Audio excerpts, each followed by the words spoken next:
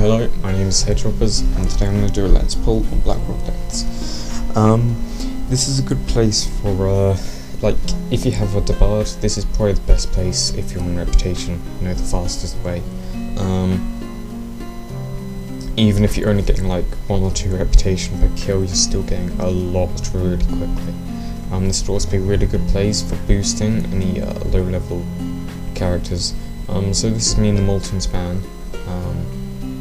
I'm just going to go fly down to the entrance to Blackrock Depths. This is the normal way if you don't have a flying mount, but I have one, so I'm just going to fly down.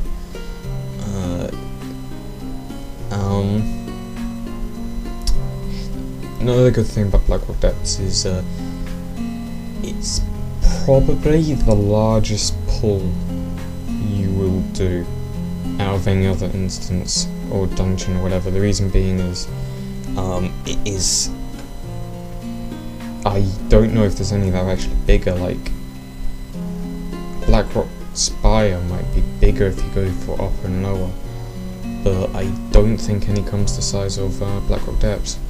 And also they're so low level that you'll be able to pull so many of them. So I'm just going to run down here into the pool.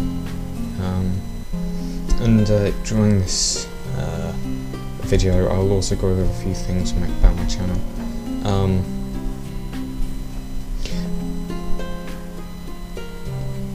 So what I'm doing here is I'm just changing to my paladin set. Well, it's not really a paladin set, all it is a shield. I've got the wrong weapon equipped though. I guess I'm going to change that? Yes I am. Don't need time to realise that though. You can either use Flame Tongue. Like, here's the thing, Flame Tongue increases the damage you deal.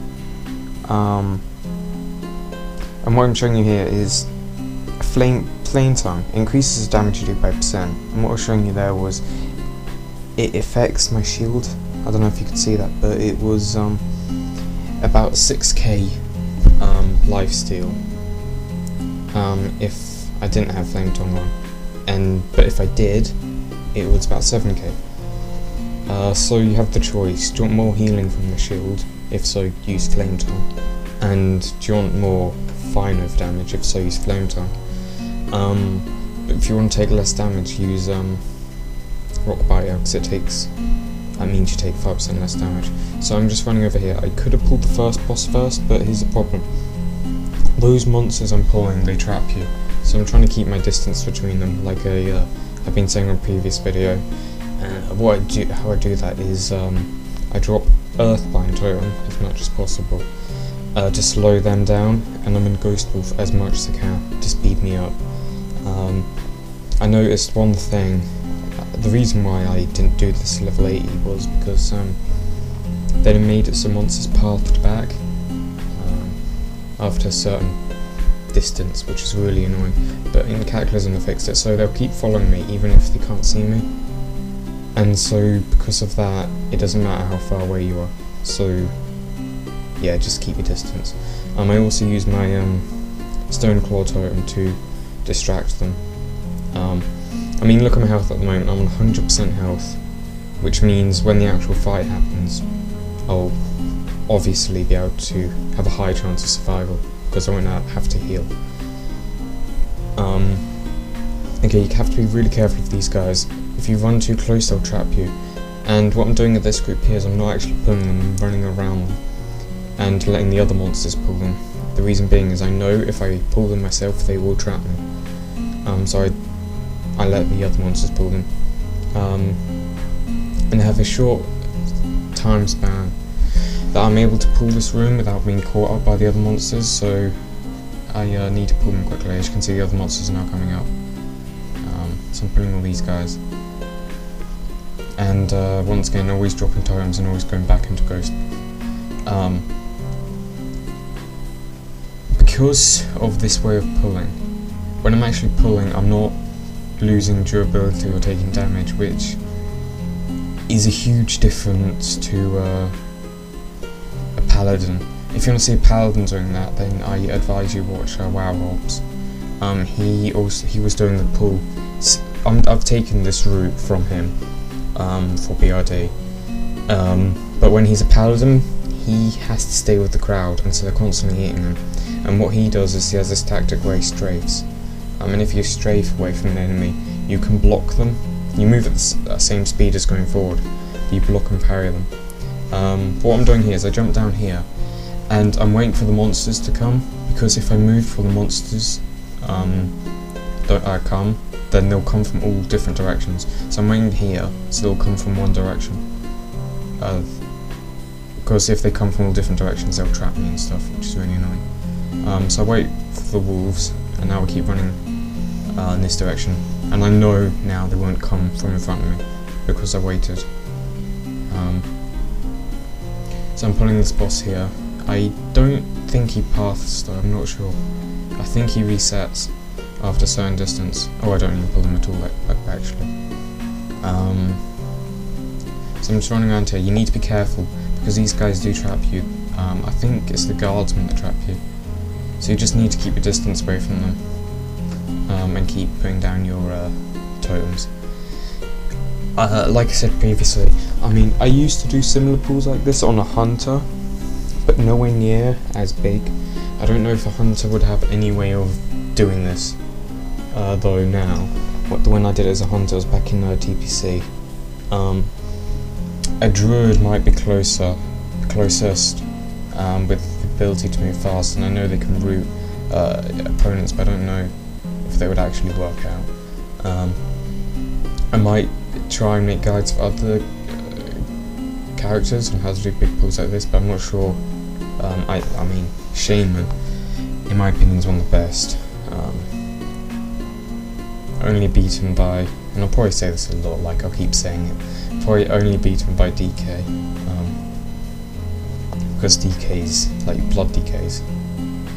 So here I tried to use Shamanistic Rage to get rid of the net, but it didn't work.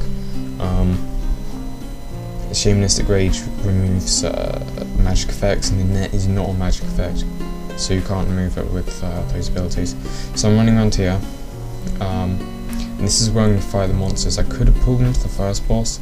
In a moment you'll see a sped up clip of me actually doing that. I'm going to kill them here, and you'll notice my durability. At the moment it's on 100% durability. So I put lightning shield down. I didn't have it before because I didn't want any monsters dying when I was putting them. And I actually lagged out, so this the screen jitters a bit. I don't know if you can see this. Pyrium shield damage spike is obviously the spike of my shield, and Flame Strike is the 1% proc from my shield, and Drain Life is the 3% proc from my shield. If you look at all the damage at the top that I'm dealing, and that's all the damage at the top is damage I'm dealing, if you look at it, you'll see that pretty much all of it is from my shield. But here we go, I opened up Recount. What Drain Life does is a 3% proc, and it heals me, and does damage. It steals life from the attacker. If you look, I'm stealing 8,000 life from the attacker. And looking at Recount, you can see how many times it's been done. At the moment it's 45. When I started this it was 0. Now my screen jutted again, and now it's 75. 76. 78. And I've been healed already for 450,000 health, which is, look at my health at the moment. I'm on a 100%, and I'm not healing any other way other than the shield. This shield, I couldn't have done this pull without the shield. If you look at the center of my screen, you see the icon to be disarmed. That means I couldn't have even done my awesome Uber AoE that would have killed everyone around me instantly, because I'm constantly disarmed, so I won't be able to do it. Because the way you do it is you use Lava Lash, which you can only do if you're not disarmed. So this is, I don't think there's any other way Shamans can do this pull if you do not have the shield. There is not many items that scale with ability power. I do have Dagger, but I never use it. I found it in Underbog when I was doing my when I was trying to get my Sporega reputation to Exalted. But as you can see here, my Drain Life has procced 100 and 17 times, and has healed me in the process for 600,000 health. That is my health 6 times over, which is a bit retarded, and the whole time I stayed at full health. It is like the shield is on the verge of being overpowered.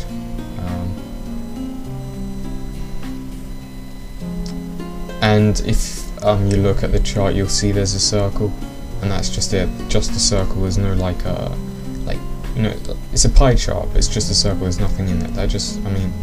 All the healing is done from the shield. It doesn't use like greater healing wave or anything. It's all by the shield. So I'm shooting these guys up here. This takes some time. I'll probably speed this up in the future. But what you can see is what sort of loot you'll get.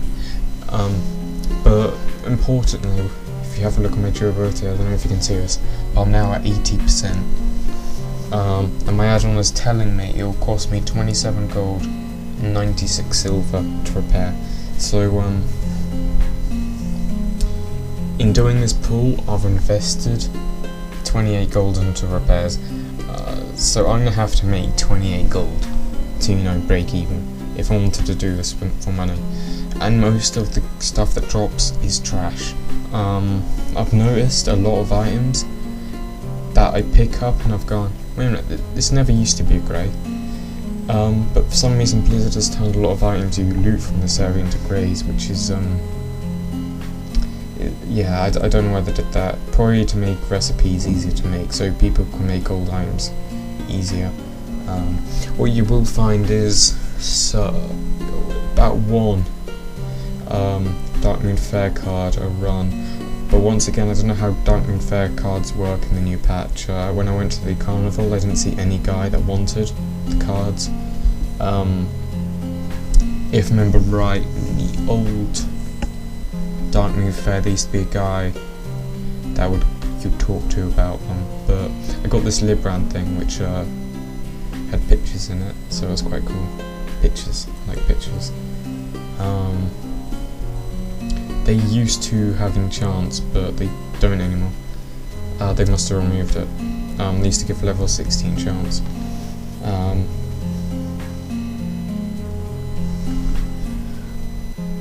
But I'm not looting that much money. You can see at the moment I've got about 600 gold, and it's like not moving. I wouldn't say this is a way to make money. I don't think I show you here, but if I remember right, I don't make the 28 gold from just looting cash. And as you can see, monsters are constantly just despawning, which means I pulled half the instance probably. But they're despawning really quickly, so I'm losing out on about 3/4 of the loot. They just keep despawning it. You can probably see it. They're just disappearing.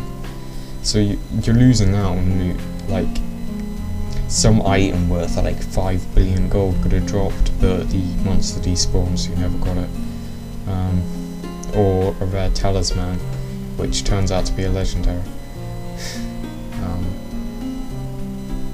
But you get a lot of recipes from doing this if you want to max out your professions. But they don't seem to drop, like, there seems to only be about a few of them that they actually drop. And they will keep dropping them.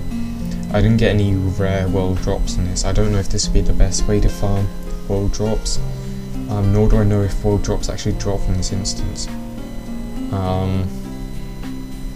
I can't remember where I got my shield. I think I got it while questing outside of an instance. I'm not sure if it would actually drop from here.